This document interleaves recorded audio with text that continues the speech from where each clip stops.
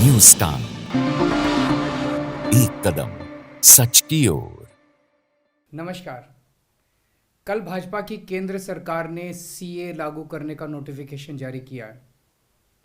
10 साल देश पे राज करने के बाद एन चुनाव के पहले इन लोगों को सीए की बात करनी पड़ रही है। अगर 10 साल में कुछ अच्छा काम कर लेते तो शायद आज सीए की जगह अपने कामों पे वोट मांग रहे होते। आज देश के सामने सबसे बड़ी समस्या महंगाई और बेरोजगारी की है। किसी को भी घर चलाना मुश्किल हो रहा है, इतनी ज़्यादा महंगाई हो गई है, कमर तोड़ महंगाई हो रही है। उधर हमारे युवा दर दर की ठोकरें खा रहे हैं रोजगार के लिए, उनके ऊपर डंडे लाठियां बरसाई जा रही हैं। ऐसे में सरकार बेरोजगारी और महंगाई का समाधान ढूंढने की बजाय सीए की बात कर रही है, तो ये बड़े दुख की बात है। ये सीए आखिर है क्या? बीजेपी की केंद्र सरकार का कहना है कि 3 देश, बांग्लादेश, पाकिस्तान और अफगानिस्तान, इन 3 देशों के अल्पसंख्यक जो हैं वो अगर भारत की नागरिकता लेना चाहें तो उन्हें भारत की नागरिकता दे दी जाएगी। इसका मतलब बड़ी संख्या में यहाँ से अल्पसंख्यकों को हमारे देश में लाया जाएगा, उनको रोज़गार दिए जाएंगे, उनके लिए घर बनाए जाएंगे, उनको यहाँ बसाया जाएगा। अजीब बात है ना। बीजेपी की केंद्र सरकार से हमारे बच्चों को रोजगार दिए नहीं जा रहे, पाकिस्तान से लोगों को लाके उनके बच्चों को रोजगार देना चाहते हैं। हमारे लोगों के पास तो घर नहीं है, भारत के तो ढेरों लोग बेघर हैं, लेकिन बीजेपी वाले पाकिस्तान से लोगों को लाके उन्हें भारत में बसाना चाहते हैं, उनको घर देना चाहते हैं। हमारे रोजगार उनके बच्चों को देना चाहते हैं, हमारे हक के घर उनमें पाकिस्तानियों को बसाना चाहते हैं। भारत सरकार का जो सरकारी पैसा हमारे परिवार और देश के विकास पे खर्च होना चाहिए, वो पैसा पाकिस्तानियों को भारत में बसाने पे खर्च किया जाएगा। इन 3 देशों में लगभग 2.5 से 3 करोड़ अल्पसंख्यक हैं। ये तीनों बहुत गरीब देश हैं। जैसे ही भारत के दरवाजे खुलेंगे, इन 3 देशों से भारी भीड़ हमारे भारत में आ जाएगी। अगर इन 2.5-3 करोड़ में से 1.5 करोड़ लोग भी भारत आ गए तो कौन देगा इनको रोजगार? कहाँ बसाओगे इनको? बीजेपी वाले अपने घर में बसाएंगे क्या इनको? इनके अपने घर में रखेंगे क्या इनको? बीजेपी वाले देंगे क्या इनको रोजगार? कौन देगा इनको रोजगार? तो प्रश्न उठता है कि बीजेपी ऐसा क्यों कर रही है। कई लोगों से मैंने बात की, कुछ लोगों का कहना है कि ये पूरा का पूरा खेल वोट बैंक बनाने की गंदी राजनीति है।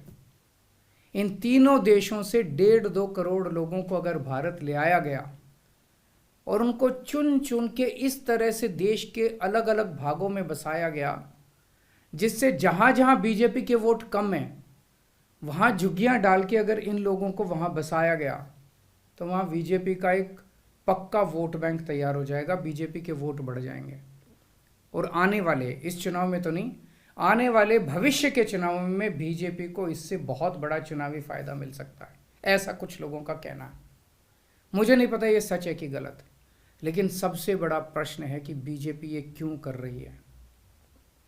एक तरफ बीजेपी की हरियाणा सरकार हरियाणा के बच्चों को रोजगार देने में असमर्थ है।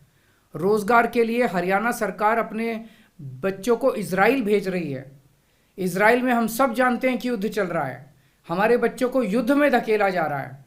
अपने बच्चों को तो रोजगार है नहीं और पाकिस्तानियों को भारत लाके उनके बच्चों को रोजगार देना चाहते हो। मेरी तो ये बात बिल्कुल समझ से परे है। बीजेपी वाले पूरी दुनिया से बिल्कुल उल्टा चल रहे हैं। पूरी दुनिया में कोई भी देश अपने पड़ोसी देशों के गरीबों को अपने घर नहीं लाना चाहता। पड़ोसी देशों के लोगों को अपने देश में आने से रोकने के लिए पूरी दुनिया में हर देश तरह तरह के कानून बनाता है, बॉर्डर पे दीवारें लगाता है, बॉर्डर पे बिजली की तारें लगाई जाती हैं ताकि पड़ोसी देश का कोई भी व्यक्ति हमारे देश के अंदर ना आ सके।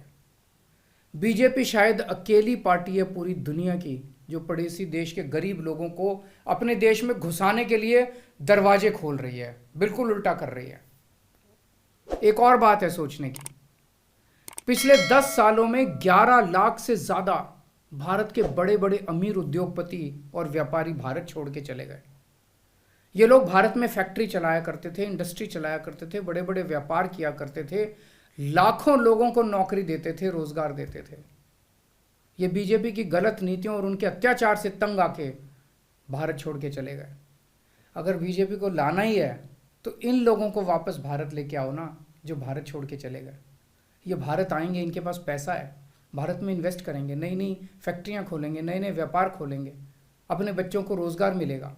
ये क्या बदतमीजी है कि बांग्लादेश के, पाकिस्तान के और अफगानिस्तान के लोगों को हमारे देश में लाके बसाएंगे और उनको हमारे बच्चों के हक के रोजगार उनको देंगे। ये लोग कह रहे हैं कि 2014 के पहले आए हुए घुसपैठियों को इन नागरिकता दी जाएगी। ऐसा नहीं है, ये तो शुरुआत है। एक बार ये सिलसिला चालू हो गया, एक बार दरवाजे खुल गए तो फिर बहुत बड़ी संख्या में पाकिस्तानी और बांग्लादेश से लोग भारत में आने लगेंगे। आज बीजेपी कह रही है 2014 के पहले आए हुए लोगों को ही नागरिकता दी जाएगी। देख लेना, अगले चुनाव में ये बीजेपी वाले इस तारीख को बढ़ा के 2024 कर देंगे कि 2024 के आए हुए पहले वाले लोगों को दी जाएगी, और फिर इसे और आगे बढ़ा देंगे। मोटी मोटी बात यह है कि पाकिस्तानियों और बांग्लादेशियों के लिए भारी संख्या में भारत आने के लिए बीजेपी सरकार ने दरवाजे खोल दिए।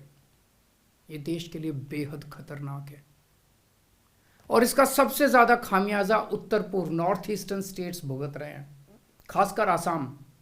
आसाम के लोगों की भाषा और संस्कृति खतरे में पड़ चुकी है क्योंकि वहां पे बांग्लादेश से इतनी बड़ी संख्या के ऊपर इलीगल माइग्रेशन हुआ है। अब बीजेपी कह रही है कि इलीगल माइग्रेंट जो आए हैं उनको हम नागरिकता देंगे, उनको हम बसाएंगे, आसाम में बसाएंगे। आसाम के लोग बहुत नाराज हैं। एक तरह से देखा जाए तो हेमंत बिश्व शर्मा जो बीजेपी के मुख्यमंत्री हैं, उन्होंने धोखा दिया अपने लोगों को। अपने आसाम के लोगों की खातिर उन्हें सीए का विरोध करना चाहिए था। उन्हें कहना चाहिए था कि असम के लोगों की संस्कृति और भाषा दोनों खतरे में है, ये बिल्कुल बर्दाश्त नहीं किया जाएगा। तो दोस्तों, पूरे देश की मांग है कि सीए को वापस लिया जाए। हम किसी हालत में अपने बच्चों की नौकरियां, अपने बच्चों के रोजगार दूसरे देश के लोगों को किसी हालत में नहीं देंगे। और अगर बीजेपी नहीं मानती तो इसको वापस नहीं लेती तो इस चुनाव के अंदर बीजेपी के खिलाफ वोट करके आप अपना गुस्सा जाहिर कीजिए। नमस्कार। न्यूज़ टाइम, एक कदम सच की ओर।